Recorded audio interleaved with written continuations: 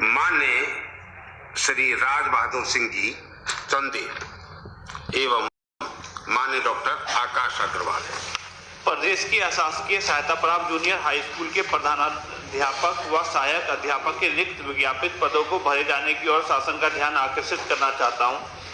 इन रिक्त पदों को भरे जाने हेतु विज्ञापन का प्रकाशन दिनांक 25 फरवरी 2021 को विभाग द्वारा किया गया था, जिसमें आवेदन स्वीकार करने की तिथि दिनांक 3 मार्च 2021 से दिनांक 19 मार्च 2021 तक थी। प्राप्त आवेदनों के सापेक्ष दिनांक 17 अक्टूबर 2021 को परीक्षा नियामक प्राधिकारी उत्तर प्रदेश प्रयाग द्वारा परीक्षा संपन्न कराई गई।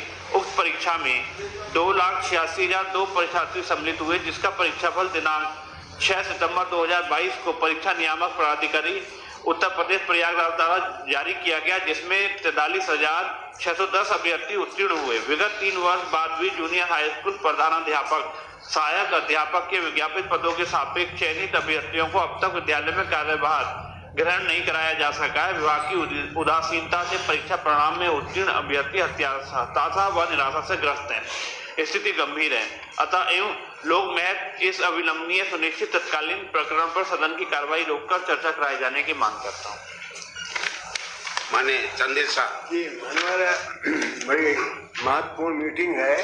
सारी ये सूचना है कि इस सूचना के माध्यम से 2021 के जनवरी के विज्ञापन है और रिजल्ट उनके आ गए।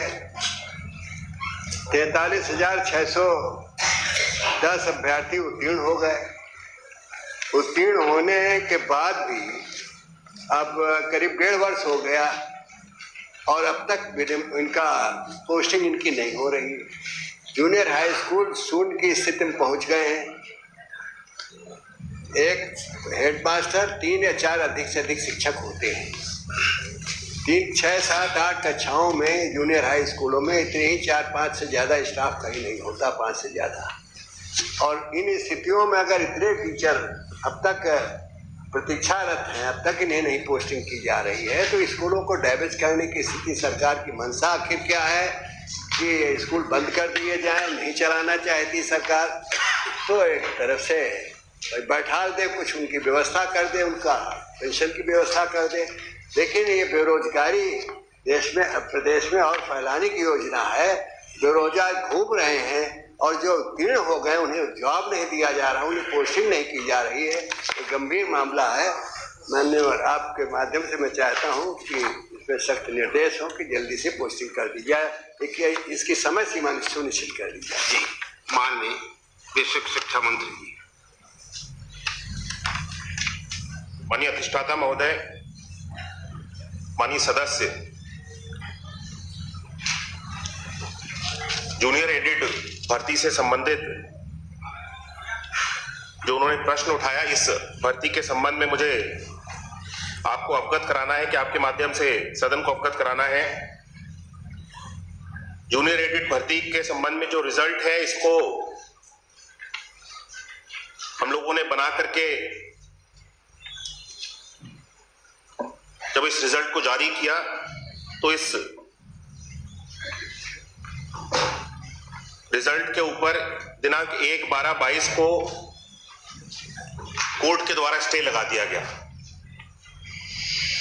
और इसका एक रिवाइज रिजल्ट बना करके जब दोबारा से, क्योंकि रिजल्ट में कुछ अनियमितताएं थी, तो एक दोबारा से इसका रिजल्ट बना करके जब घोषित किया गया 6/9/2022 को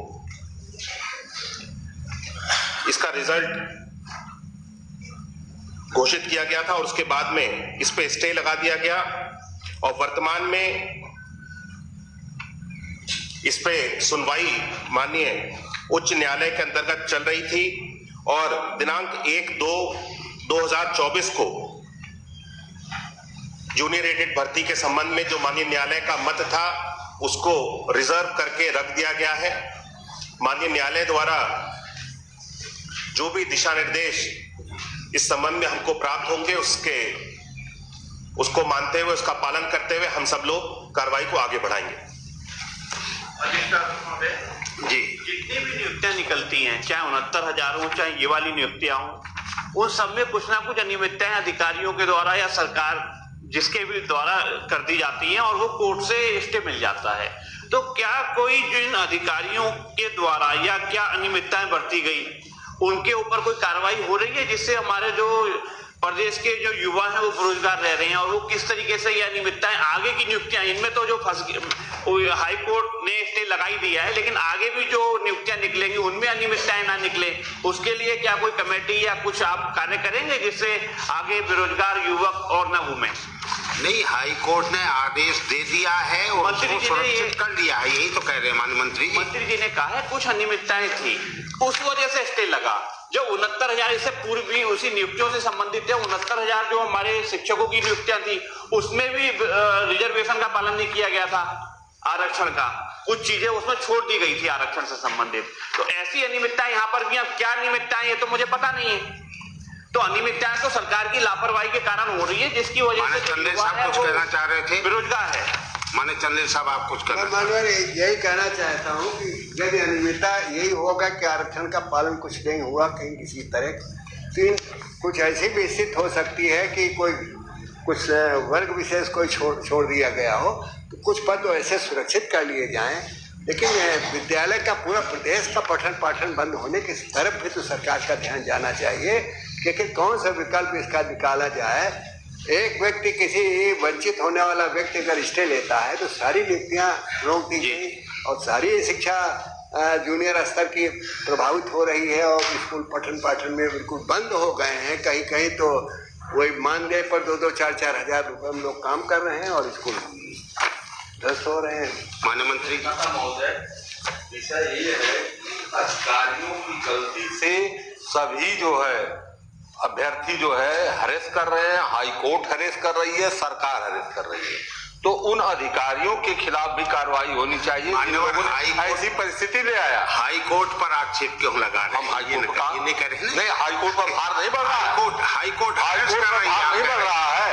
आप बताइए, हाई कोर्ट पर मुकदमे बढ़ रहे हैं तो हाई कोर्ट का भार नहीं बढ़ रहा है। नहीं, भार बढ़ना ये बात ठीक है आपकी बात, हाँ। लेकिन हाई कोर्ट हरेस कर रहा है, ये जरा ये भी हरेस है, मुकदमों का भार बढ़ना हरेस है, नहीं, मुकदमों के भार बढ़ना, और हमारे अधिकारी इसको बढ़ा रहे हैं और अधिकारियों पर आप लोग कोई अंकुश नहीं लगा पा रही है सरकार। इसलिए मैं कह रहा हूं कि अधिकारियों पर अंकुश लगाओ, ऐसी घटनाएं न हो भविष्य में। माननीय मंत्री जी कुछ कहेंगे? नेता सदन, माननीय नेता सदन। माननीय मंत्री जी ने बड़ा स्पष्ट आपके माध्यम से बताया कि नहीं, फैसला माननीय न्यायालय ने सुरक्षित रख लिया है, तो वो जल्दी फैसला आने वाला है। जैसा फैसला आएगा सरकार अग्रेतर कार्रवाई करेगी।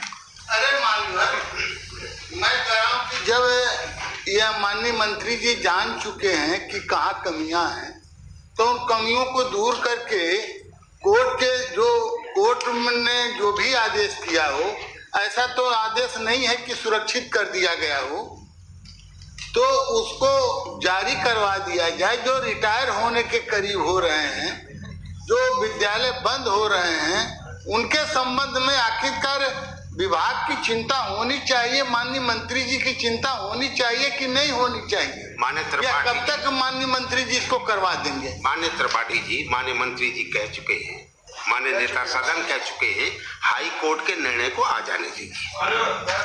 निर्णय को आने के बाद क्या सुरक्षित रख दिया गया है? हाँ, वही बताया माननीय मंत्री जी। कब तक सुरक्षित रहे? अभी तो कोर्ट से तो हम नहीं माननीय, ऐसा नहीं है कि कोर्ट कई वर्षों तक सुरक्षित रख देगा, ऐसा नहीं होता है, ऐसा नहीं होता है माननीय नेता सदन, ऐसा नहीं होता है कि कोर्ट जो है कई वर्षों तक उसको सुरक्षित रख लेगा। एक सीमा होती है, सबकी एक सीमा है, उसको रिवोक कराया गया, उसको मुक्त होकर के आगे कुछ करेंगे ये कहिए। जिज्ञासा है, विगत 6 वर्षों में 69,000 शिक्षक भर्तियों की भर्ती नहीं किया शिक्षकों की। मामला उच्च न्यायालय में इसलिए चला गया कि आरक्षण के प्राविधानों का पालन नहीं किया गया। भारत का संविधान इस मामले में स्पष्ट व्यवस्था दिया है। ये नोटिस